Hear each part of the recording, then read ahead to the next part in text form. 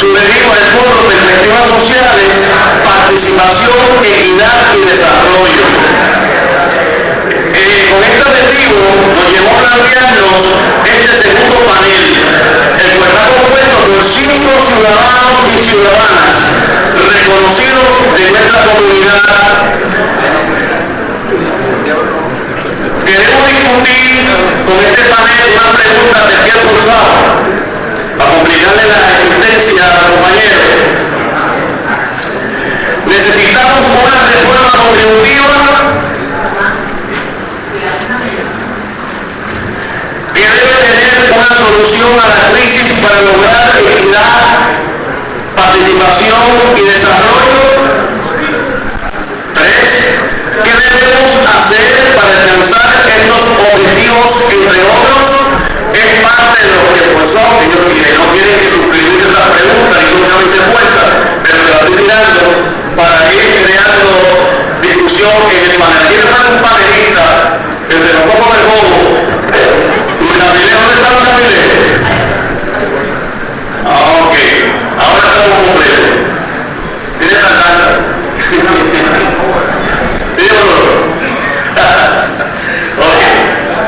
El panel está compuesto, como les decía, por 5 compañeros de una calidad increíble. Justo Méndez, el presidente de nuestra escuela, además promotor de Pedagogía para la Esperanza, que va a estar en el panel un poco hablando desde la perspectiva del sector educativo. Justito.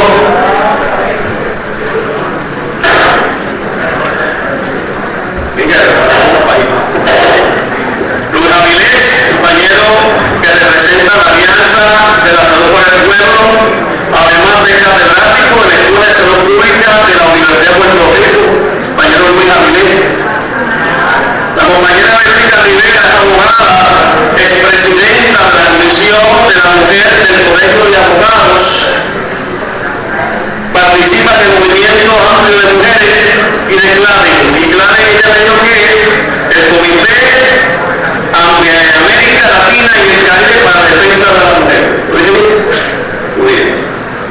El sector de género, por el sector comunitario, al señor Eduardo Quijano, director del Centro de Servicio a la Comunidad de la Universidad Metropolitana, además promotor de modelos de economía solidaria en Puerto Rico, y el compañero sindicalista Emilio Nieves, representando la Central de Colegio de Trabajadores, CTT, y también presidente de la Unión Nacional de Educadores y Trabajadores de Educación, conocido como UNED. Con ustedes, compañero Justo Méndez. Le vamos a hacer un puntito Méndez.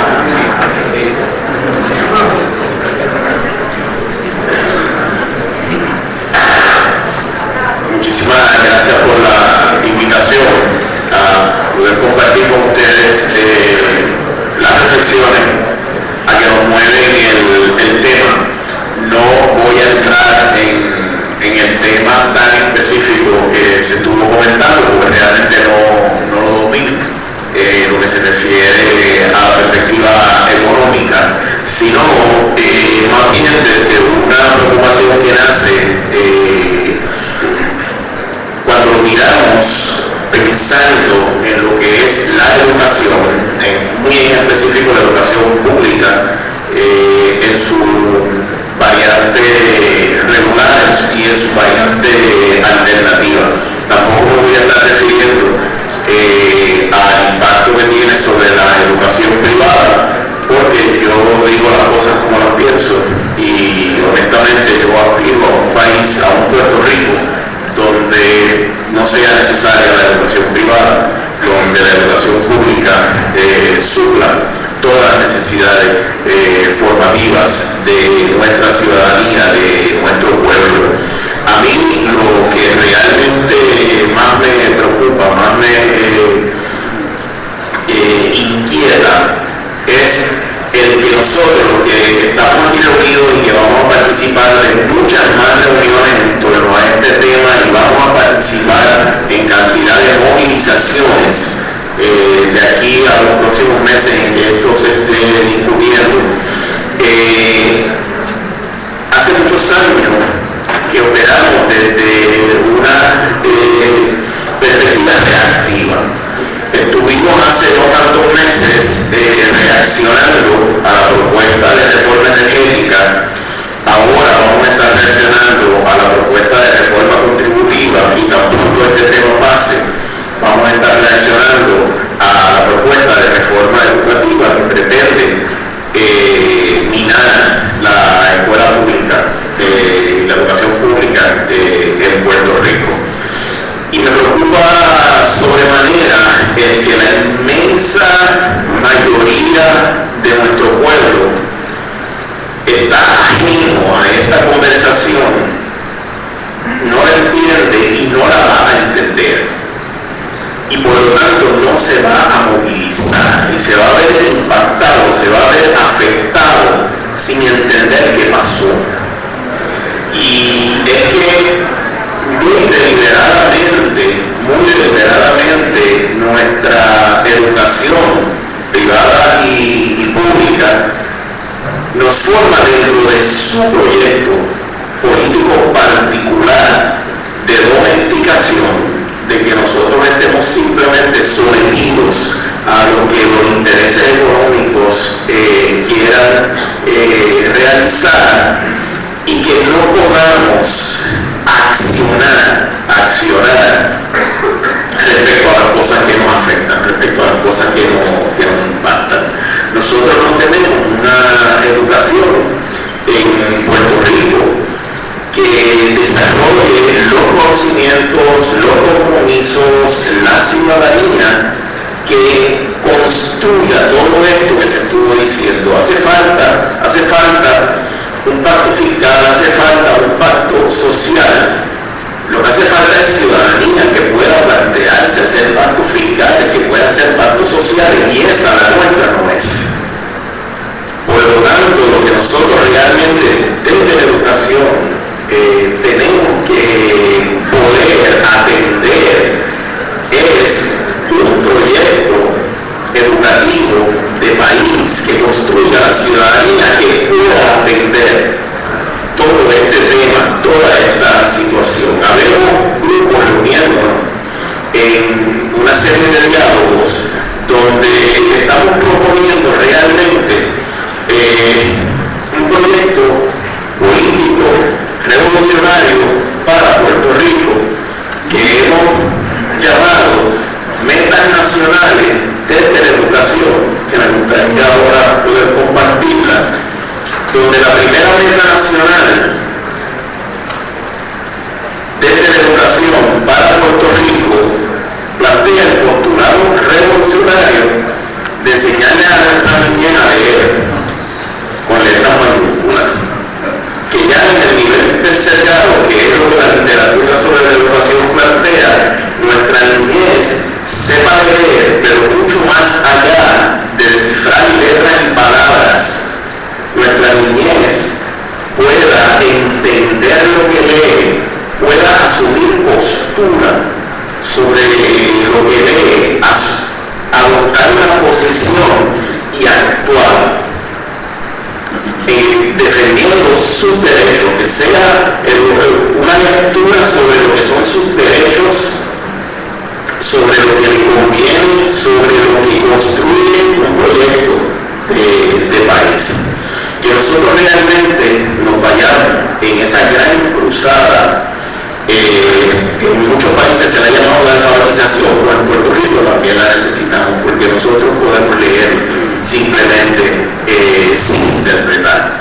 Podemos descifrar, estamos obligatoriamente educando para otros resultados, como pasar pruebas estandarizadas y demás, y no para desarrollar el pensamiento crítico que construya un proyecto de país. Que eso nuestra niñez y juventud lo pueda hacer en el vernáculo, dominando el vernáculo y en otros idiomas que también puedan resultar de importancia. Que en el proyecto político educativo nosotros trabajemos la matemática desde lo que llamamos el desarrollar la lógica matemática de resolver problemas, pero que los problemas no sean de eso, que uno tiene que sumar y restar un montón de letras, donde entonces uno empieza a confundirse con letras no van para leer, ¿qué hacemos? No se trataba de números,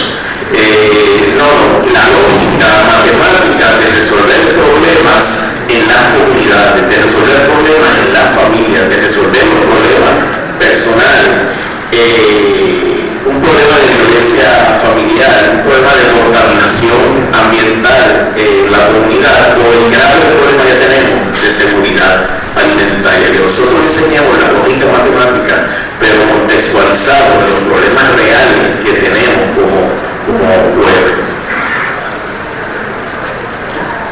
La siguiente lámina con las otras metas. La otra meta nacional que hemos estado compartiendo, que debemos promover como proyecto político desde nuestra educación pública, es la conciencia plena de nuestra historia boricua, caribeña y latinoamericana, de nuestra salud y su conservación, de la conservación del patrimonio y el ambiente. Conciencia elevada a tal nivel que nos obliga a poner la acción donde ponemos la palabra, garantizando ambientes inclusivos y de respeto a la diversidad. Todo el tema de la convivencia sana en comunidad.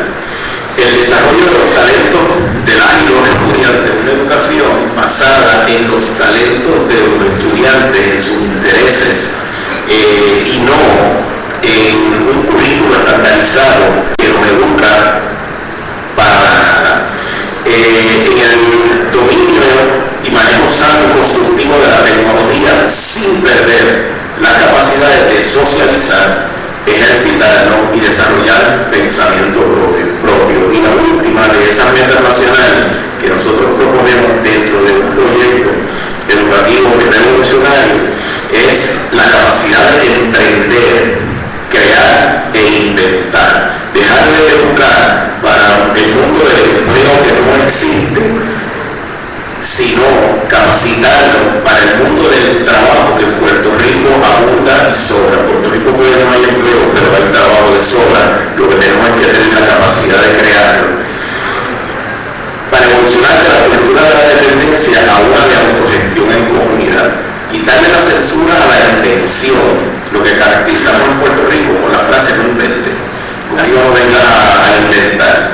Sí, inventemos las nuevas alternativas del Puerto Rico que necesitamos, merecemos y podemos, y que nuestra educación desarrolle las capacidades para en comunidad y solidaridad crearlo. Y eso nosotros tenemos el instrumento para poder implementarlo, que es la ley orgánica del Departamento de Educación de Puerto Rico, la ley 129, que permite que las escuelas en sus comunidades contextualicen la educación a las posibilidades de desarrollo socioeconómico comunitario. Algún día vamos a necesitar desobedecer los reglamentos para cumplir la ley orgánica del Departamento de Educación, y nuestra invitación es a revelarnos y pasar en las comunidades escolares a cumplir la ley. La ley del Departamento de Educación de Puerto Rico sería un acto de rebelión. Así es como lo vemos desde la mirada de la educación.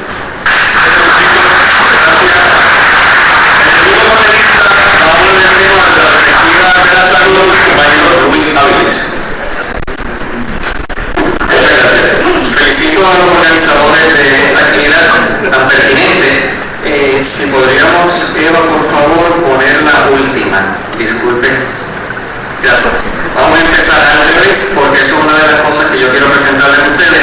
Tenemos que analizar al revés. Agradezco también a la licenciada Anita Muñoz de la Alianza por la Salud del Pueblo por las continuas conversaciones que hicieron posible este tema. 10 minutos, 10 aseveraciones. Bien sencillo. Primera aseveración. Una forma de evaluar la desabilidad de una política pública es lo que llaman el consecuencialismo. Eso es, vamos a examinar la reforma contributiva por las consecuencias que eso trae. Vamos a ver el impacto de esas consecuencias y en esa forma es que examinamos. En el sector salud, esta es mi aceleración número 2. En el sector salud hay unas consecuencias bien particulares.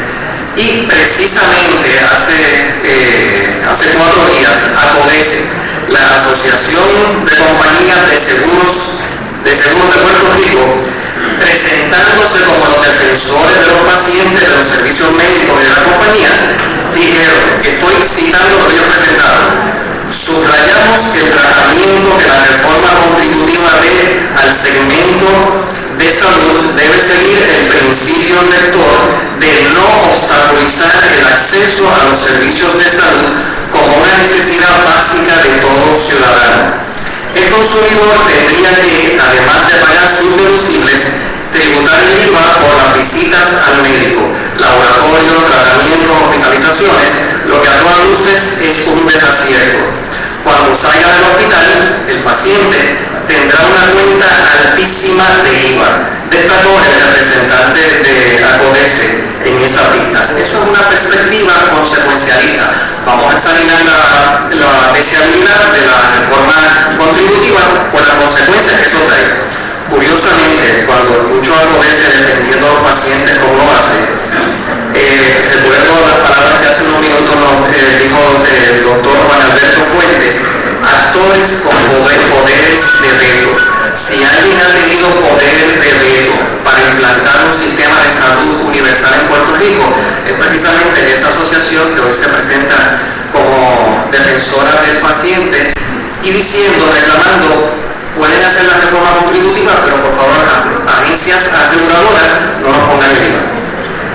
Tercer punto, un problema con el consecuencialismo es que no cuestiona las circunstancias de fondo, las raíces de los problemas. Eso escapa a ese lente de análisis. Por lo tanto, si no cuestionamos las causas, asumimos que son válidas, asumimos que son legítimas. Así que, cuarto punto, esta es la cuarta aseveración. Tenemos que hacer las cosas al revés, tenemos que invertir el objeto de análisis. En lugar de examinar las consecuencias del IVA en el sector salud, tenemos que ver cómo son los antecedentes que explican esta situación. En otras palabras, al examinar los antecedentes tenemos que examinar las causas de las causas. Y yo lo presento de la siguiente forma. Nuestro sistema de salud es un factor que aumenta la deuda pública, que es lo que da origen a la necesidad de una reforma contributiva. A mí en esta presentación, en los 7 minutos que me quedan, no me interesa presentar cuáles son las consecuencias específicas para el aumento de los medicamentos, en el equipo médico, en la pista de los médicos. Lo que yo quiero presentar aquí es una situación diferente. Nuestro sistema de salud nos lleva a endeudarnos como país. Y si nos endeudamos como país, nos impone una carga contributiva mayor. Por lo tanto, vamos a fijarnos en nuestro sistema de salud como la causa, o mejor dicho, una de las causas del impuesto del valor añadido IVA. Entonces, sobre eso quiero presentar una información, este es mi quinto punto, información sobre los costos de salud, y es la que ustedes ven ahí. Simplemente, Estados Unidos es el país del mundo industrializado que más gasta en salud, seguido por Puerto Rico, y esto como proporción del Producto Interno Bruto. Si nosotros fuésemos Francia, Suiza y Alemania y tuviésemos esos fantásticos sistemas universales que ellos tienen, gastaríamos menos de lo que hoy nosotros gastamos. Y esto está acompañado, ese 12.3 de nuestro Producto Interno Bruto, por 300.000 personas en el país que no tienen un plan médico. 300.000 personas que si tuviesen que hospitalizarse tienen que hacerlo pagando de su bolsillo. Sexta afirmación: nuestro sistema de salud ha sido un importante factor en la acumulación de la crisis fiscal. Bien sencillo. Cuando eso pasa, hay tres alternativas. Este es mi séptimo punto. ¿Cuáles son las alternativas? 1. Aumentar los costos del sistema de salud para aliviar la deuda. Esto es implícitamente lo que hace el IVA. El IVA, una de las consecuencias del IVA es recabar 1% de los costos de salud que vayan al fisco general, y es una forma de aumentar los costos de salud para paliar la crisis. Otra alternativa sería disminuir los servicios de salud. Y en un cuatrienio anterior se trató de hacer eso, se hizo hasta cierto punto con algunos de los pacientes de la reforma, pensando que si podían tener acceso a unos planes privados, si ellos podían pagar de su bolsillo, no deberían estar ahí. Y sabemos las consecuencias políticas serias que eso trajo, aparte de que era absolutamente injusto. Y tercero, que es bien sencillo, la tercera alternativa, la alternativa más lógica y más sencilla desde un punto de vista lógico de razonamiento. Tenemos que repensar nuestro sistema de salud para hacer un sistema de salud mucho más costo efectivo. En otras palabras, tenemos que repensar nuestro sistema de salud como una necesidad para instaurar un pagador único con acceso universal. 8. La octava proposición que les quiero hacer. Si no se cambia el sistema, se sigue acumulando la deuda, pues nuestro sistema de salud ha probado ser insostenible. Y aquí, por favor, Eva, algunas de las... ¿Sí? Y después la tenemos. Bien, de todas formas, fíjense el presupuesto de ACESA. ACESA se dedica básicamente a cubrir a las personas más menesterosa en Puerto Rico. Incluso con todas las ayudas federales, nosotros gastamos casi la mitad de esos gastos salen de fondos del pueblo de Puerto Rico. La idea de que esto es un sistema pagado por los federales no es correcta. Y esto es, y este es el punto que quiero traer aquí, el punto 9. Ojo, cuidado con las distracciones federales. Hay muchas distracciones federales que nos hacen pensar que pueden haber otras alternativas. Y esta es una de esas distracciones, los fondos federales. Las otras, las promesas del plan de salud de Obama. Para los próximos años, esto es lo proyectado, en términos de la cantidad de fondos en millones que los fondos del plan de salud de la reforma Obama asignarían a Puerto Rico. Pero pensar que mientras más fondos nos lleguen de Estados Unidos, mejor es nuestro sistema de salud, es una distracción federal. Eso es una forma de enmascarar la realidad. Mientras más dinero tiene nuestro sistema de salud, la experiencia ha sido que peores servicios nosotros hemos recibido y una proporción más alta de puertorriqueños vive sin plan médico. Así es que, y es mi mensaje fundamental, de nada sirve cambiar nuestro sistema contributivo para paliar una crisis fiscal si una de las primeras causas de esa crisis fiscal permanece intocable. Permíteme explicar esto. En momentos de crisis se requieren cambios drásticos. En lugar de gravar el bolsillo de la ciudadanía, se hace imperativo eliminar el afán de lucro en el financiamiento de los servicios de salud. Si algo nos ha llevado a esta crisis fiscal es nuestro pésimo sistema de salud. La industria de seguros debe ceder el paso a un sistema de pagador único en el cual dicha industria tenga un rol y que pueda sobrevivir como corporación, pero que no tenga el rol que tiene hoy, que con su poder económico tiene poder de veto. Un sistema de salud injusto por falta de recursos es absolutamente lamentable. En nuestro caso, tenemos un sistema de salud injusto con exceso de recursos disponibles y esto es sencillamente indigno y bochornoso. Permítanme dejarles otra vez el mensaje fundamental que les quiero plantear. De nada sirve cambiar nuestro sistema contributivo para paliar una crisis fiscal si una de las primeras causas de esa crisis fiscal, nuestro pésimo sistema de salud, permanece intocable. Muchas gracias.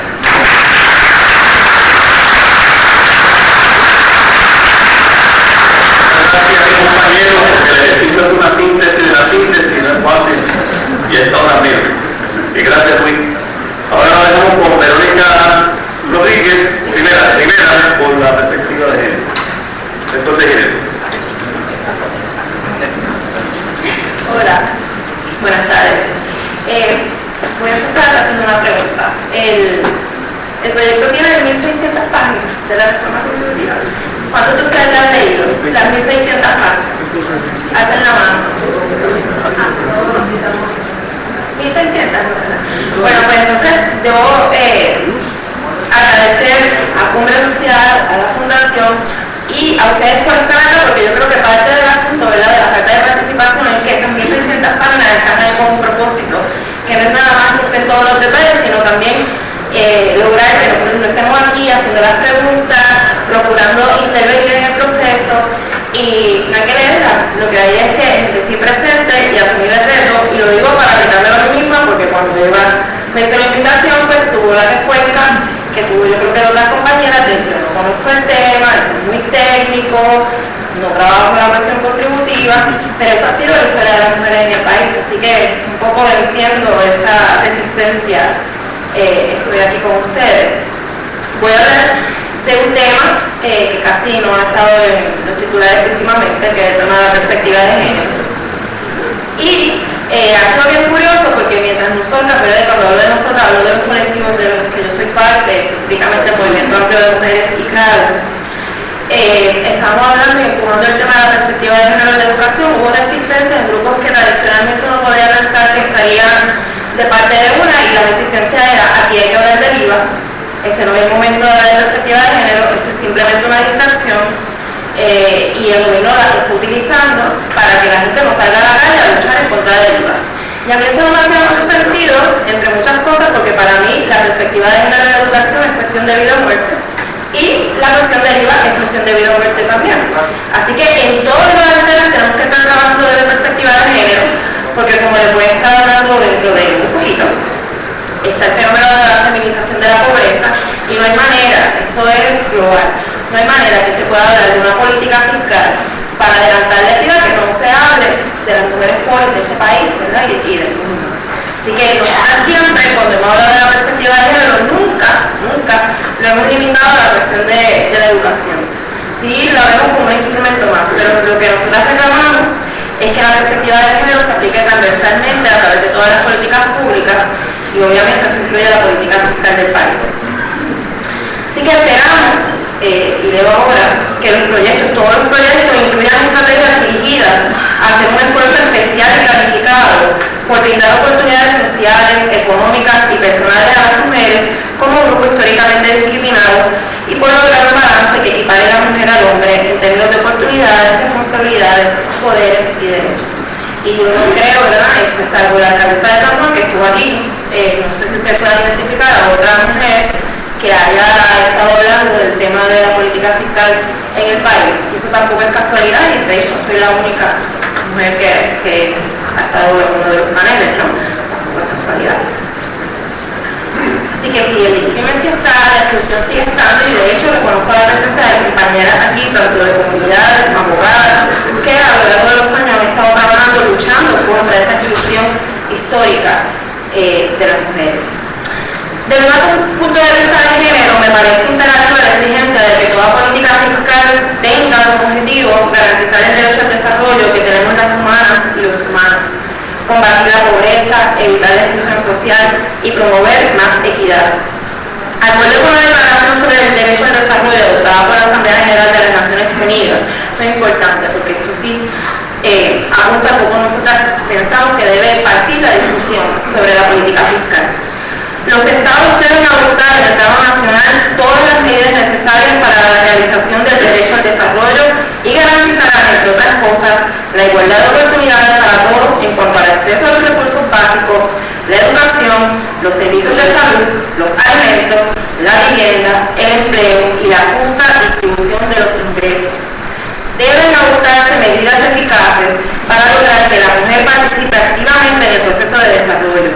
Deben hacerse reformas económicas y sociales adecuadas con objeto de erradicar todas las injusticias sociales. Los estados deben alentar la participación popular en todas las esferas como factor importante para el desarrollo y para la plena realización de todos los derechos humanos. Entonces les pregunto, ¿verdad? Si ustedes piensan que en esta reforma contributiva, de la manera en que se ha dado la falta de acceso a la información, que ahora cada vez que algún grupo social intenta insertarse en el tema, le dice: ¿tú has leído el proyecto? ¿A que no lo han leído? Nuestros políticos les encanta sacarnos eso en cara cuando yo no cuente la luz si ellos también lo han leído.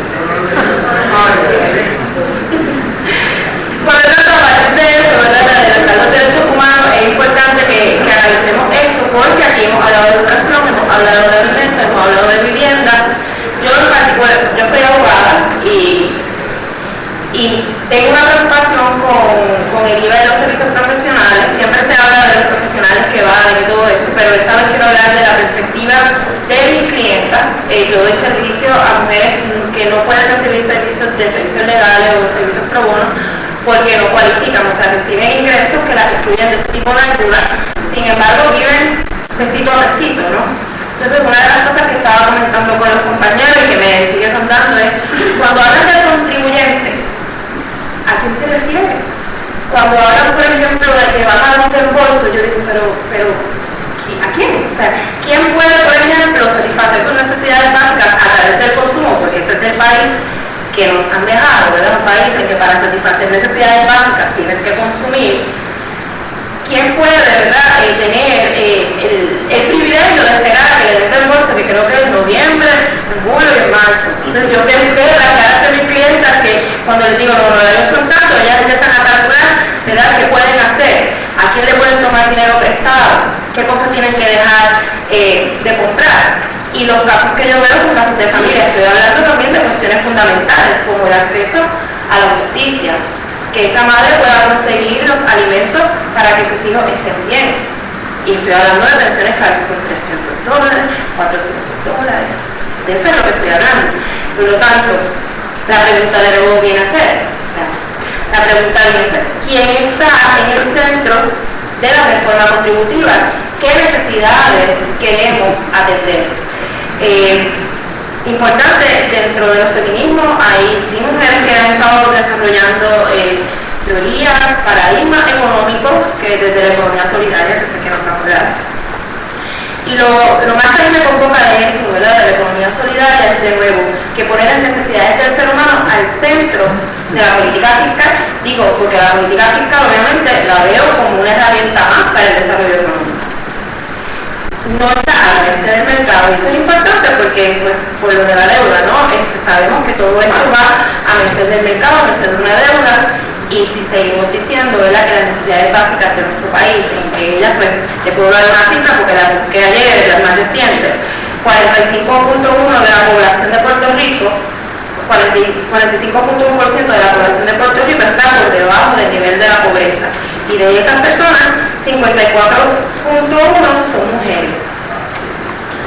La mayor vulnerabilidad de la mujer a los procesos de empobrecimiento viene determinada por las condiciones adversas en que ellas acceden al mercado de trabajo, su extensa dedicación a tareas no remuneradas, su déficit de alimentación, educación, atención sanitaria y su menor dotación de activos económicos, sociales y culturales en comparación con los hombres. Así que, de nuevo, para nosotros lo más importante es preguntarnos a merced de quiénes debe estar la reforma contributiva, y una vez que determinamos que debe estar a merced del ser humano, ¿verdad?, de los hombres y de las mujeres que habitamos Puerto Rico, pues entonces reclamar participación de todos los sectores, no solamente los de las mujeres, porque tradicionalmente excluido han quedado otros sectores también, y entonces apoderarnos del proceso para no permitir entonces quedarnos de nuevo en la misma rueda, ¿verdad?, de inequidad, que lo único que va a hacer es intentar pagar una deuda que ya hemos visto que simplemente es imposible. Gracias.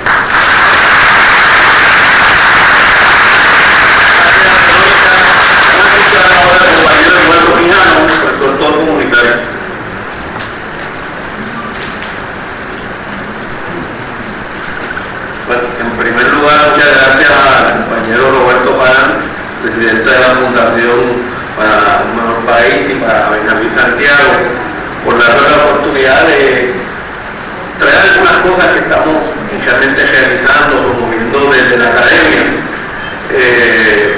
La verdad es que cuando uno escucha a las personas que nos han precedido planteándonos las consecuencias de esta reforma, o bueno, no sé, le dicen así reforma, porque eso es como una hoja, no como acá, yo creo que es una sopa ahí, o sea, que yo le pondré otro nombre, pues nos duele porque lo que estamos en la academia, como en el caso nuestro, trabajando con una juventud que realmente aspira a un Puerto Rico que le dé oportunidades, y uno ve esto, pues realmente le duele a uno esta situación. Pero vamos a tomar acción sobre eso. Vamos a avanzar para tener una pequeña reflexión. Y yo quisiera traer la atención desde que ya hace un tiempo nosotros, desde la academia, decidimos que las universidades tienen que ser parte de una estructura funcional. Yo le llamo espacio líquido, ¿verdad? Primero espacio para que quepa todo el mundo, y segundo líquido para que nos podamos adaptar para promover una creación de riqueza social compartida. O sea, ya tenemos que tomar lo planteamos y le pedimos a un destacadísimo economista español que nos diera algunas claves, también nos dio 4. La primera, sin educación y desarrollo. Y yo creo que eso tiene que plantearse claramente. Qué bueno que el Instituto haya comenzado presentándonos una propuesta de educación que realmente promueva el desarrollo. La segunda clave, crear una unión entre la empresa, la universidad y la administración pública. La unión solidaria hace la fuerza. Y en ese sentido yo creo que estamos dando algunos pasos interesantes y efectivos. La tercera, fomentar la cultura emprendedora entre los más jóvenes. Y ciertamente el Instituto también tocó eso. Y la cuarta clave es un plan de desarrollo económico para Puerto Rico basado en las pymes y la solidaridad. Un desarrollo que debe respetar tanto los valores culturales de Puerto Rico como la preservación de nuestro medio ambiente. Y yo creo que esto es importante establecerlo porque ya nos antecedieron los expertos y nos dijeron, bueno, si vamos a sacar recursos del país, si tenemos que hacer un proyecto que sea de reciprocidad fiscal, estos elementos tenemos que mirar que estén ahí presentes y que realmente se atiendan responsablemente. De lo contrario, no tenemos ni siquiera que sentarnos a la mesa, porque no tienen que honrar eso. Continuamos.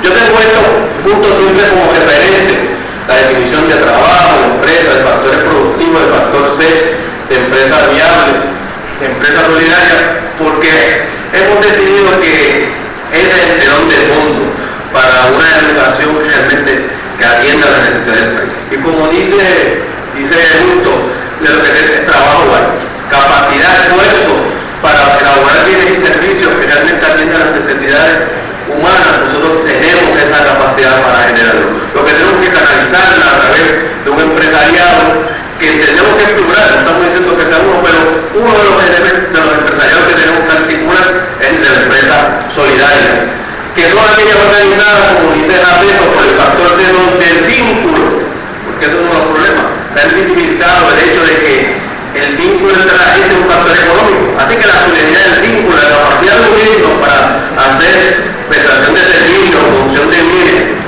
que sean útiles a la sociedad, pues ese vínculo tenemos que fortalecerlo y canalizarlo empresarialmente. Continuamos. Vamos a ya solo continuamos. Bueno, nosotros le preguntamos a los especialistas hacia dónde tenemos que dirigirnos. Y nos dicen que los motores económicos principales, insumo, consumo privado, gasto público, exportación, ¿verdad? Y si esos motores económicos no están realmente operando, pues una economía no puede funcionar. Y entonces miramos esto de la reforma, hasta qué punto estos elementos se están atendiendo a la reforma, y la verdad que yo cada vez estoy un poquito más preocupado, porque en un cómputo, escuchando al secretario, decía que algo le costaba a mí, ahora con el libro son 1160, y para él pues, es un cómputo muy sencillo. Yo lo que pienso que si tengo con un IVA de 16%, no tengo 840. Yo lo pongo como al revés. Así que yo no sé, se lo pregunté a alguno, dice, bueno, yo no sé cómo es esto, porque yo lo que encuentro es que ahora tengo 840, ya no puedo decir eso, y quizás necesitaba 1200 para tener mínimamente mi necesidad, tengo la déficit es mucho mayor, ahora estoy más lejos de la capacidad de tener mis necesidades, y eso realmente preocupa. Nosotros queremos también, ya se ha presentado aquí, que tenemos que trabajar áreas como enfatizamos mucho el turismo comunitario, se han hecho de mercado en el Caribe, estamos aspirando también a hacer puentes de comercio justo y economía solidaria, porque creemos que son uno de los elementos que estamos haciendo. En economía solidaria estamos trabajando esos ejes, esos aspectos, y queríamos compartir algunas noticias sobre ustedes. Adelante con ustedes. Adelante. Bueno, eso es algo muy importante, porque la economía, en parte de la configuración aquí en la mañana de los expertos, es como muchas cifras, y creemos que tenemos que ver la economía como mucha gente, como vosotros, una economía en primera persona, una economía que realmente la gente siente, y en ese sentido tenemos que incorporar de verdad a las comunidades en la discusión de estas cosas, porque esto realmente al final, como presentó la factura del licenciado Garavito, al final lo que está es la calidad de vida, la salud, las posibilidades de desarrollo de una persona en este país. Adelante. Y yo digo que hay cosas que tenemos que también celebrar. Los que me conocen, aparte de que sí insisto que tenemos que llamar las cosas por su nombre,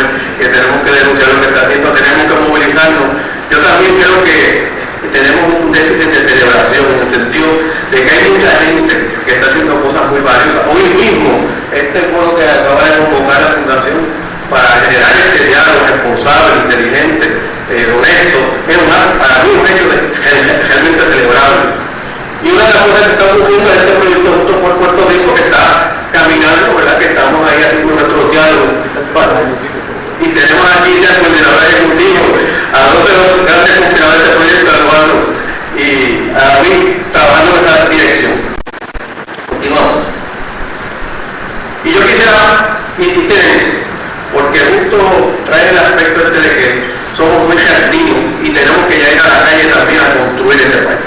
Y en ese sentido, una de las grandes cosas que ya estamos cogiendo es que hace unos días estuvimos en el obispado de Cagua haciendo un encuentro de ejes que se van definiendo en el área de Juntos por Puerto Rico. Continuamos, para que ustedes lo vean. Pues ahí empezamos donde se tiene que empezar, en chiquito, en pequeño. Allí en el obispado de Cagua juntamos pequeños proyectos, pequeños motores económicos, para verlos como la semilla de unos ejes que tienen que expandirse para la creación de riqueza, porque sí, porque ese tiene que ser el objetivo, un desarrollo que cree que es para el país. Y ahí estaban los actores sociales, estuvo el ingeniero Jesús Garay, que representa el Consejo de Difusión Verde, porque para nosotros no puede haber solidaridad sin sostenibilidad, eso para nosotros, por definición, no puede ocurrir una cosa sin la otra. Ahí estaba el ingeniero Leopoldo, representando a la Fundación por Puerto Rico y el eje medular de Economía del Visitante. Ahí estaba Félix Cruz, del Museo Comunitario de Laja. Estaba María Soy Antonio Rosario, un pequeño museo del Paseo San Salvador, uniendo esfuerzos, visiones, ideas para realmente poner al país a crear riqueza. Allí se identificaron estos motores económicos, el Museo Comunitario de Laja, Museo Comunitario se encontraron, y miren qué interesante, porque esto se celebra. La persona que estaba allí nos parece una persona que tiene un albergue de caballos maltratados en San Germán. Y en ese albergue de caballos maltratados, porque esto es celebrable, pues ella recupera estos animales, los cuida, los prepara, y por cierto tiene un grupo de animales que ella le llama los trimmers, porque los alquila para comer la hierba, ciertos panes, etc. Y así que los animales, aunque han sido maltratados, se recuperan y se ponen aquí y dicen, oye, yo trabajo por mí y yo trabajo por ellos, ¿verdad? Entonces, allí encontramos a ella haciendo un proyecto concreto, una microempresa que, por cierto, fue despedida por la ley 7 y con esos trimmers y con ese proyecto de albergue de caballos maltratados ha hecho realmente una vida más o menos económica y continúa presentando opciones. Así que, si 2 minutos, porque quisiera también, como creo que traer a la atención de ustedes, que también en la economía solidaria hoy contamos con la sociedad para la economía de la solidaridad, que originalmente trabajamos como un comité para organizar la semana de economía solidaria y se convierte ya en una organización del tercer sector autónoma para realmente promover esta transformación social que estamos buscando. Adelante. No. Y seguimos, porque tenemos solamente un minuto. Y esta es la propuesta que nosotros estamos trabajando, una mesa de transformación social para la creación de riqueza compartida. Allí están los actores sociales, están los motores económicos, ahí está la gente con iniciativa. Continuamos. Y ahí podemos mencionar proyectos que se están trabajando desde la academia, porque como decimos, en la academia no cambiamos la realidad, pero tenemos que cambiar la gente que va a cambiar esa realidad. Y hay gente que está haciendo eso, y lo está haciendo de una forma muy efectiva, muy comprometida, y realmente hoy lo que tenemos que también mirar con esta propuesta es si le vamos a apostar a este modelo de economía solidaria, a este modelo de economía en primera persona. Y yo creo que nos toca a nosotros, y este grupo yo creo que está comprometido a que el país se ponga en manos de nosotros, los puertorriqueños y puertorriqueñas, para echarlo hacia adelante, y no más en las manos de los que no son. Muchas gracias.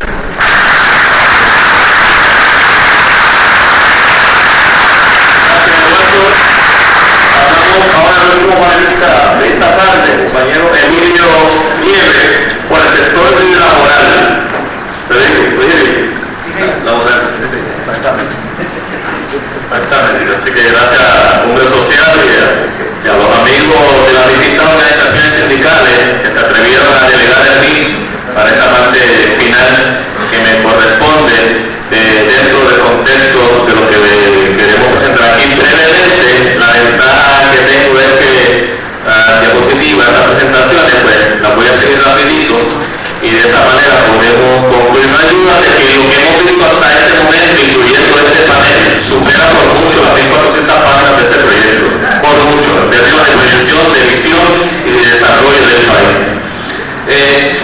Comparto con ustedes estas dos reflexiones de alguien que tiene autoridad para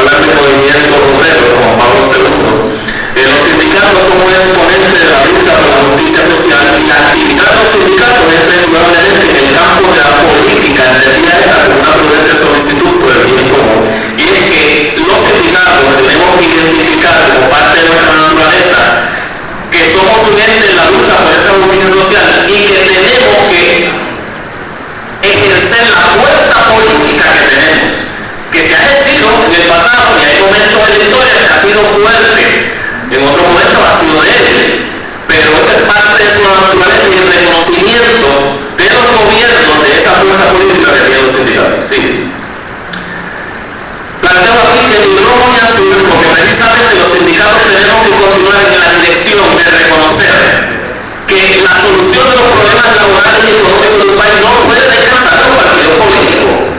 Por lo tanto, y eso lo podemos ver nosotros desde el 2009 para acá, que es la historia más reciente, y lo que ha ocurrido y cómo se le ha dado continuidad a esa visión neoliberal hasta la reforma contributiva que estamos discutiendo actualmente. Sí. ¿Qué estamos viendo públicamente? Ese es el discurso del gobierno. ¿Más dinero en tu bolsillo? Claro. Si dejas el 7% del IVU, le devuelven a la gente los recortes de contribuciones, eso es verdad. Pero de lo contrario es totalmente una mentira. Tú decides en qué gastar. Por favor, todo el país sabe que las necesidades no se deciden, ya están decididas. Entonces hay unas necesidades particulares en las que el gobierno lo sabe, ha hecho este análisis. Este pueblo es una sociedad consumista, más apegado al centro comercial. Así que consciente de esa realidad, vamos a entregar, políticamente suena bien, pero a la misma vez voy a recuperar eso y más. Y lo otro que es contra la evasión, que todos sabemos que ante nuevas reformas contributivas surgen nuevas formas de evasión. O sea que esa medida ya anticipamos cómo se va a poder hacer la evasión con la imposición del IVA. Próxima. This is in English. It's only the best way for me to handle tools by studying and new business. I think I will, until they have money to buy the products. Así es, esa es la psicología, esa es la mentalidad establecida en el gobierno. Próxima. El efecto real de toda esta propuesta del gobierno, mayor empobrecimiento de los trabajadores y el pueblo, por el alto costo de la vida y todos los impuestos que ha habido. Estamos ante la realidad de una ilusión y una incertidumbre. Consiste en la ilusión que lo tienen muchos trabajadores.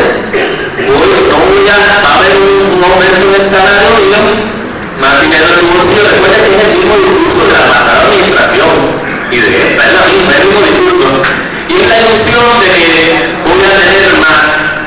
Y entonces yo voy a decidir que voy a ganar, pero también está la incertidumbre. ¿Cuánto por la regresividad te van a devolver supuestamente en alguna tarjeta, algún cheque?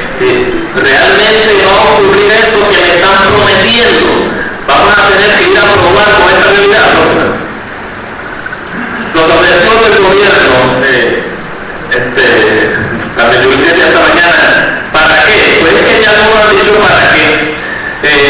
Sabemos que es para pagar la deuda liquidez de la gubernamental de fomento, para tener un barril electoral, no es para obra pública, sistema de retiro de desarrollo económico. Y lo digo porque recientemente, la semana pasada, hubo una contradicción en el discurso público. Por eso lo quiero leer. Lo que dice Jaime Perelló y lo que dice Eduardo Vargas. Jaime Perelló dice sobre la reforma contributiva que los ingresos se deben usar en devolvérselos al país, en mejor infraestructura, en mejor educación, mejor seguridad, mayor retorno social, obviamente para los programas de desarrollo económico. Oiga, pero, y dice Perelló, pero esta no es una reforma contributiva para saldar la deuda del gobierno. Más adelante, el mismo día, en el mismo artículo, Eduardo Vargas. Eso es otro asunto, refiriéndose a lo que dice Perelló. Eso es el uso de los ingresos. Eso es un asunto totalmente distinto. Lo que está hablando Perelló dice un asunto totalmente distinto. La parte que estamos trabajando ahora es el recaudo.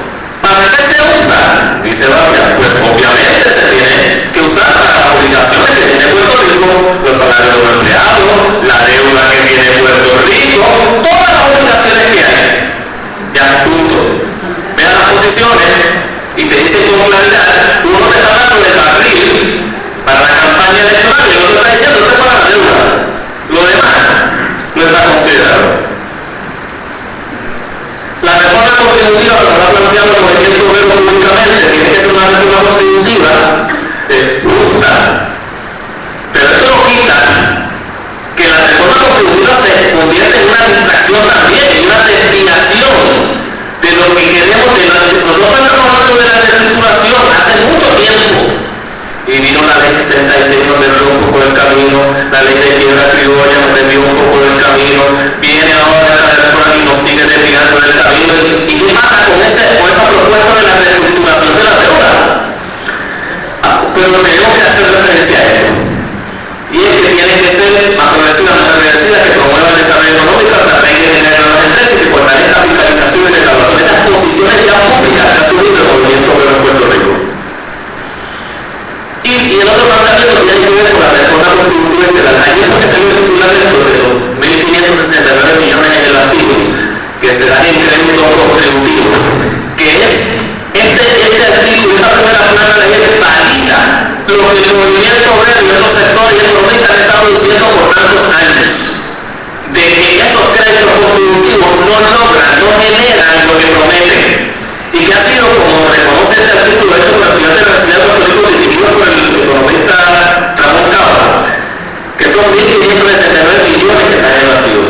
Hay que mantener un impuesto similar, que esto lo señalaron durante el día de hoy, a la patente nacional, a la megatienda de capital extranjero, porque al eliminar la patente nacional se salva el vuelo de toda esa gente. Así que hay que imponerle. Adelante. Cuando hablamos de la estructura de la deuda, estamos haciendo referencia al proyecto de General, si no me equivoco, el 2003, donde el lenguaje que utiliza es una nueva estructura del Estado, invertir en el desarrollo social y económico y la defensa del servicio público, porque la propuesta de privatización y de la alianza público-privada y las distintas modalidades de privatización todavía siguen vigentes para seguir eliminando la reducción del servicio público, porque cuando hablamos de reestructuración, el gobierno piensa que la reestructuración es reducir el gobierno, despedir, eliminar y reducir lo que es el servicio público, pero cuando nosotros hablamos de reestructuración es esa misma. Por eso en ese sentido tenemos que distanciarnos de ese tipo de discusión que se da en términos de la reestructuración de la deuda y saber con precisión a qué nos referimos. Finalmente, el movimiento obrero se está planteando desarrollar diversas acciones, se está planteando una alianza de diversos sectores, más allá de lo tradicional, con los cooperativistas, con las organizaciones comunitarias y todas las organizaciones sindicales, incluso cámaras de comercio, centros de detallistas. O sea, hay que ampliar y hay que empezar con esos sectores. No, se trata del país y tenemos que lograr ese tipo de alianza. Claro, nos vamos a ver en lo que es el objetivo común, que es salvar a Puerto Rico. Impulsar la restitución de la deuda, una campaña educativa y que próximamente sepan que se va a desarrollar una pista pública el 5 de marzo, en la cual el movimiento obrero hasta el momento ha decidido participar en la misma con una sola voz, y eso es importante ante la opinión pública. Finalmente, les comparto esta reflexión de Papa Francisco. Hay políticos, incluso dirigentes religiosos, que se preguntan por qué el pueblo no lo comprende y no lo sigue, si sus propuestas son tan lógicas y tan claras. Posiblemente sea porque se instalaron en el reino de la pura idea y redujeron la política o la fe a la retórica. Y esta es una invitación final que hace: la unidad es superior al conflicto. En esa dirección debemos caminar. Muy bien, gracias. Gracias a todos los compañeros y compañeras. Este panel, la verdad que si ponemos a pensar en términos de las propuestas que hemos escuchado, que hace un catálogo de lo que podría ser un partido político, además de muchas propuestas hay que calificarlas para ver cómo se le da continuación en términos de lo que se propone, porque esta actividad obviamente no debe quedarse aquí. Alguna acción posterior debe tener. Vamos a abrir a micrófonos. Sé que esto es las 5 de la tarde y eso no es salida, pero queremos dar la oportunidad a que dialoguemos un rato. Yo propongo que dialoguemos quizás por algunos minutos hasta 15, hasta las 5:30, pero les voy a sugerir, por favor, que tengamos la capacidad de 1 minuto y medio por pregunta o comentario para tratar de darle mayor participación posible a los compañeros y compañeras. De aquí iba a poner el micrófono, de aquí veo a un compañero. ¿Se puede pasar en fila y así vamos avanzando más una fila detrás del compañero? Sí, el licenciado Nicolás Medina se dirige. La semana pasada me enteré por Pedro Muñiz de esta actividad, así que traté de hacer una contribución, preparar una ponencia. No hay tiempo para verla, pero se entregué a los organizadores de este evento. En ella concentro unas reflexiones de los últimos años. Realmente ha sido extraordinaria las aportaciones que han dado los ponentes en la tarde de hoy. Yo como veo esta reforma contributiva es como un hoyo negro, es como una aspiradora bien grande que va a coger todo más recaudos y se va a ir por un poquito. Y entonces puede ser la reforma que se haga, esta u otra, pero no va para ningún lado. ¿Por qué? Porque los recaudos se los lleva la deuda pública, que es impagable, se la lleva el aparato penal militar instaurado de guerra contra las drogas y las pérdidas que nos causa la migración. Por lo tanto, mi enfoque ha sido atisbar en los problemas fundamentales del país y buscar una solución. En cuanto a la deuda pública, he planteado ver qué responsabilidad se puede imponer al Congreso Federal en cuanto a la responsabilidad de la deuda pública. No se puede desentender de ella, porque nos ha quitado los poderes de soberanía, nos quita el derecho a la quiebra. Así como se pretende reestructurar una deuda. ¿Qué acreedores se van a sentar a discutir y a negociar con Puerto Rico si tienen todo el poder en la mesa? Por lo tanto, hace falta tener poder para buscar entonces una negociación y un poder en la mesa con los acreedores. Yo estoy planteando en esta ponencia ver pleitos de clases y subclases de sectores afectados del pueblo de Puerto Rico de su carácter individual por las acciones del Congreso en la negligencia en la administración del territorio. Reparación de agravios de sectores sindicales, dueños de inmuebles que se han desvalorizado de la riqueza, personas que han tenido que emigrar, que han perdido sus casas. Son sectores que pueden organizarse en sus clases y calentar litigios en las cortes de federales contra el Congreso para reestructurar en un proceso y ver si aporta un fondo para renegociar, un fondo para recomprar o renegociar la deuda pública. Además, hay un sector que se come quizás una cantidad similar en los recaudos, que es el aparato militar penal. Y ahí estamos teniendo el problema de la droga y el narcotráfico, que los políticos y la izquierda les rehuye, está enajenada, no se discute. Y entonces hay que tomar el toro por los pueblos y plantearnos seriamente la reglamentación y la despenalización de la droga para que el Estado compita con los campos, se desarticule, baje el crimen y se instaure el modelo salubrista y bajen las cárceles y las alarmas y todos los gastos que conlleve ese aparato, de manera que sobre el recaudo para obra social.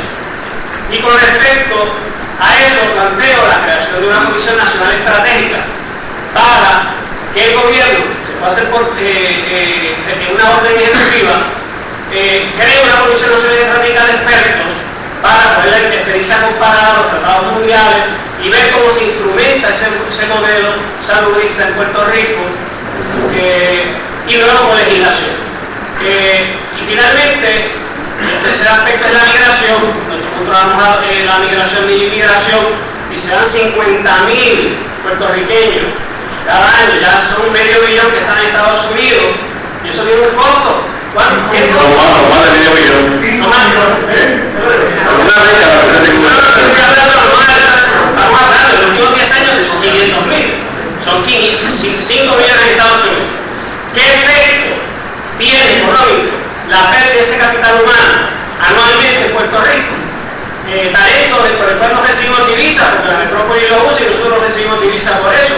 Y además son menos recaudos, así que tiene un efecto sobre la reforma o la cuestión contributiva. Es decir, que hay que ver la reforma contributiva de una manera integral, de la totalidad, donde estos fenómenos que les he hablado tienen un impacto y hay que buscar alternativas. Yo estoy planteando que la migración... Voy a finalizar. La migración balcaniza a la nación y hay que buscar medidas para unificarla, con el voto de la diáspora y otros mecanismos. Así que lo que planteo como resumen de esta ponencia es la creación de 3 comisiones que estudien estos problemas y que este conclave futuro pues, pueda darle seguimiento con simposios y otras propuestas. Muchas gracias.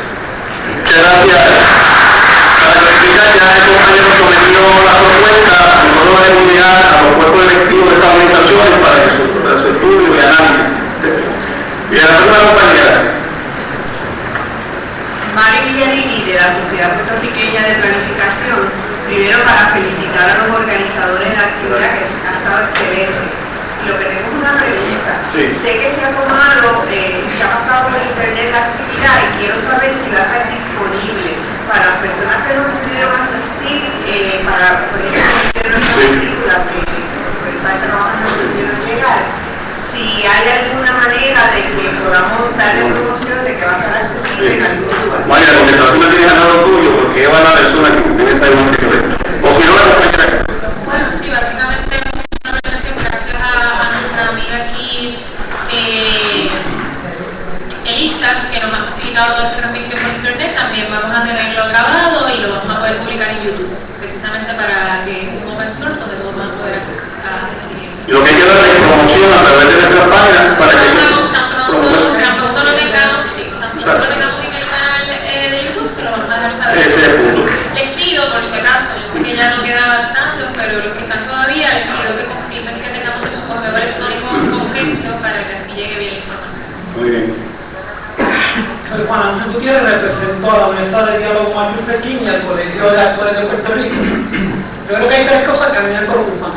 Uno, el estatus tiene que estar discutido aquí. Se obvió de una manera increíble. Así que el estatus es un problema. Somos una colonia y la colonia evita todo el desarrollo económico y todas las políticas que queramos implementar que sean para beneficio del país. Número dos, ¿qué economía vamos a utilizar? Yo sigo siendo socialista, el socialismo. Estamos tratando de salvar una economía capitalista que está en decadencia. Así que yo creo que tenemos que no pensar en rescatar esto, es qué nueva economía vamos a rescatar. Y en tercer lugar, ¿cuál es el rol de los trabajadores? Aquí no se habló del rol de los trabajadores, solamente el compañero, y aún así, ¿cuál es el rol en esa economía? Chévere, el empresariado. Quiero preguntar si los empresarios se van a comprometer a pagarle certificado, seguro médico, retiro. ¿Por qué? Porque hablamos del empresarialismo, pero no hablamos de los trabajadores en ese empresarialismo. ¿Qué vamos a hacer? ¿Vamos entonces a desarrollar un capital explotador nacional? ¿O vamos realmente a desarrollar una economía solidaria de la nación? No de una persona en particular. Yo creo que tenemos que realmente tocar esos temas. Hoy, ¿verdad? Es fácil la reforma contributiva porque todos nos afecta. Pero cuando hablamos del desarrollo económico, estamos hablando de otros 20 pesos.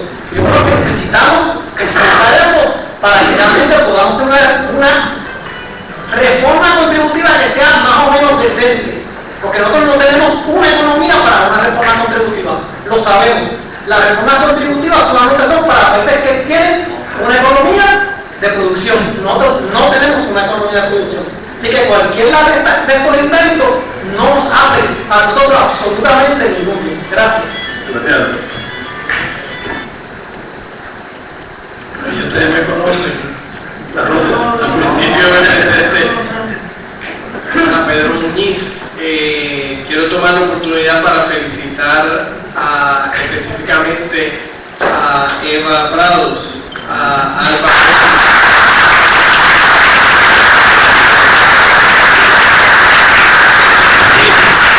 y al resto de las personas que han tenido que ver con el desarrollo de este extraordinario foro, que yo estoy seguro no se ha celebrado con la amplitud que se ha llevado a cabo en ningún otro sitio de Puerto Rico. Aquí hay personas de todos los sectores y yo me siento esperanzado en que de una forma u otra podamos llevar lo que ha sucedido aquí. Maribel Mientras, mi amiga también se me olvidó. Morales. Esto que ha sucedido aquí, que como dijimos, no se quede aquí, como dijo el compañero Nicolás Medina, a quien respeto por su conocimiento y por su interés en el desarrollo del pueblo de Puerto Rico, porque Nicolás es evidente que es una mente privilegiada y nos ha traído aquí una síntesis de lo que realmente debe suceder de ahora en adelante. Él está hablando de unas comisiones gubernamentales y como dice el compañero que se fue ahora, que estaba muy emocionado, si dejamos esto en manos del gobierno, no pasa nada.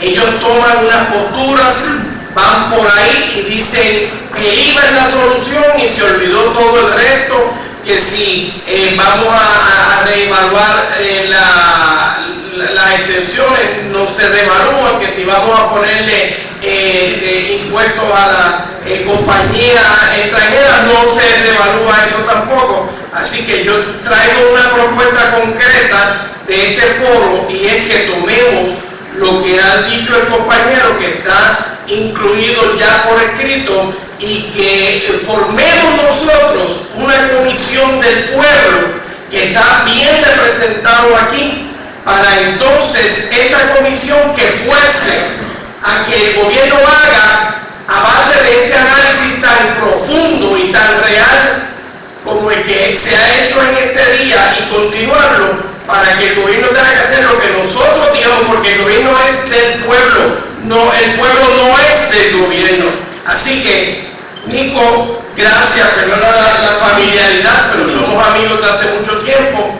Gracias, y propongo que esto se convierta en una propuesta real, que se tome aquí esa decisión. Gracias a todos.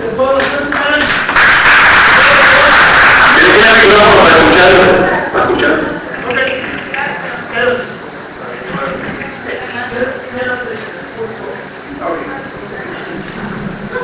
Pero si va a hacer el paréntesis, tiene que ver con lo que yo he hecho. Sí,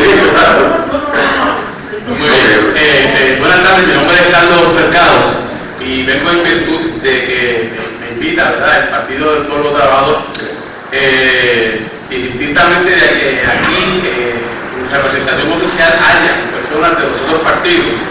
Pues no me llama eso mucho la atención. Me llamó la atención que en una de las diapositivas decían ni rojo ni azul. Eso sí que me llamó la atención. Y me llamó la atención también que se hablara de los trabajadores como que no estamos haciendo nada. Eso sí que me llamó la atención. Y me llama también la atención de que aun cuando estamos diciendo eso, tiene que ser reconocido por todos los trabajadores, los sindicatos que estamos aquí representados, indistintamente en virtud de qué. Que de los últimos 30 años para acá, yo personalmente no he visto una fragmentación más grande en el movimiento sindical o de los trabajadores que la que tenemos ahora en el 2014. Y si lo que estamos hablando de los trabajadores es cierto, tenemos que reconocer que para que esto se pueda lograr, tenemos que alcanzar esa unidad y esa fragmentación, tenemos que olvidarnos de ella para poder formalizar algo que sea homogéneo y que nos ayude a transmitir lo que nosotros queremos decir. Otra cosa que yo quería traer a colación era lo siguiente: de todas las cosas que se presentaron aquí, estamos de acuerdo que todas las propuestas contra el IVA son buenas, desde las excepciones a esto, quitarle al más que tiene, todo eso está muy bueno, pero todas coinciden al final en una sola cosa, que es la reestructuración de la deuda. Si nosotros no somos capaces de reestructurar la deuda, nada de lo demás va a funcionar. Pero para eso necesitamos lo que se llama voluntad. Bueno, en Calle le decimos de otra forma, pero usted tiene que tener voluntad para hacer eso. Si usted no puede o no se atreve, porque esos dos partidos que han estado en el poder últimamente son lo mismo, tienen las mismas ideas, tienen los mismos planes económicos, tienen todo lo que ellos hacen es lo mismo y responden a los mismos intereses. Pero nosotros tenemos, la palabra que utilizaron ahorita fue que nosotros teníamos que apoderarnos de ¿qué? Del gobierno. O sea, mientras el gobierno esté en manos de estos dos, esto va a seguir ocurriendo. Y si yo les voy a decir una cosa a ustedes y que quede bien claro, lo digo desde el alma pesada.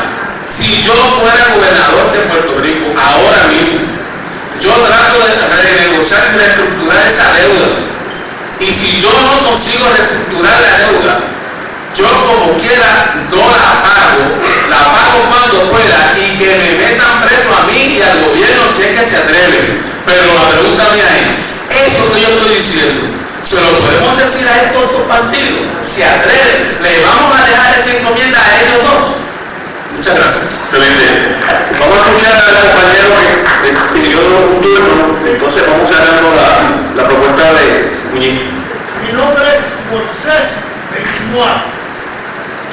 Yo tengo una propuesta para el IVA. Voy a leerla bien rápido.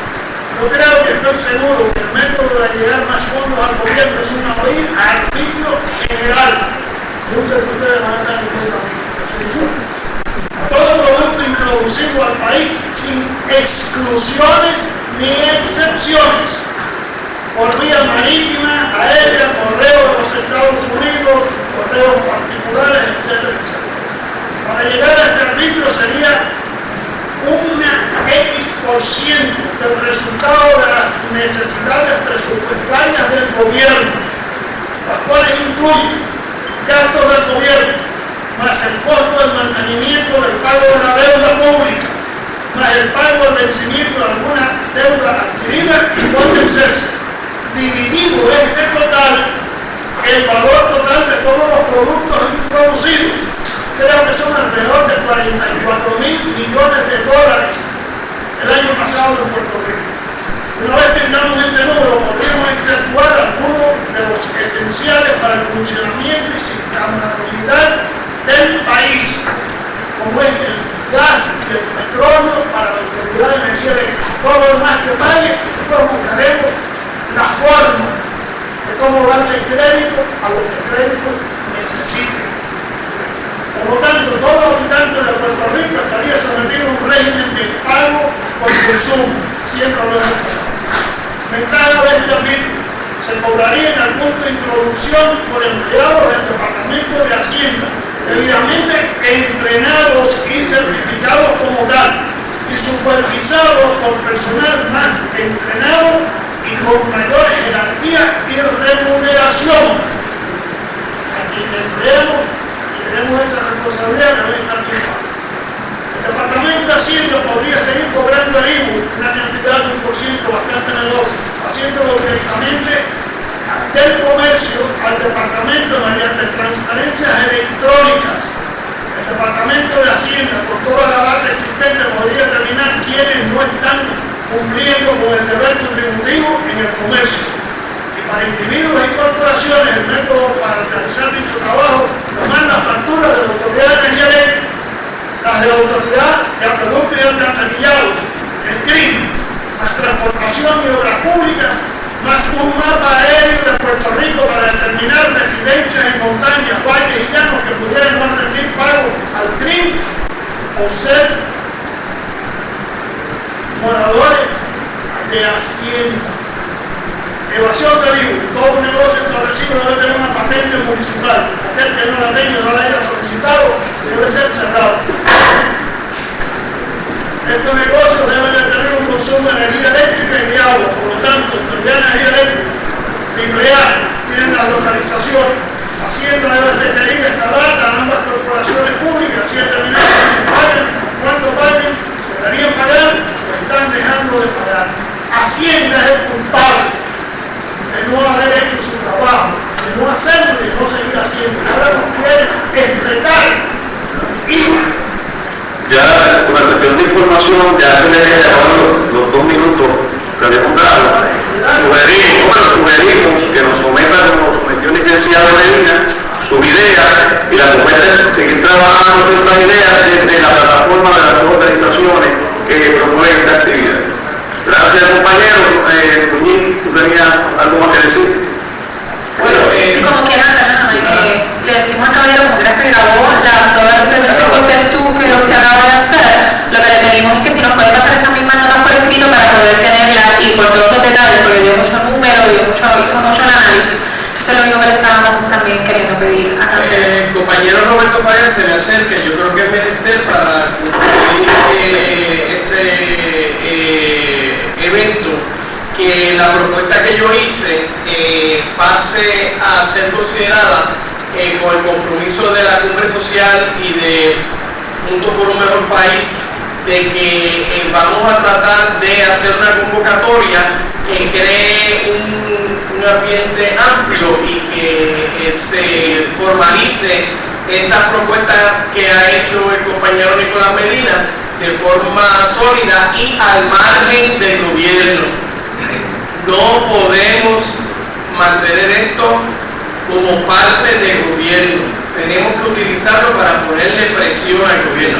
Así que en este momento pues yo voy a retirar con ese compromiso de la cumbre social de la cual soy parte de la Junta Electoral y el compromiso de Juntos por un Mejor País de que estas propuestas se van a convertir en una realidad y vamos a tener unas comisiones que van realmente a trabajar por el pueblo de Puerto Rico. Gracias nuevamente, Cintia, también se Muy bien, envío esta propuesta, brevemente, lo que queda es reiterar nuestro agradecimiento, nuestra admiración a todos los panelistas, a los que nos antecedieron, y decirles que vamos a continuar en contacto, tenemos la información que necesitamos, porque esto requiere un plan, esto requiere estrategizar, y para eso estamos, para facilitar este proceso. Pero con Eva en el cierre final.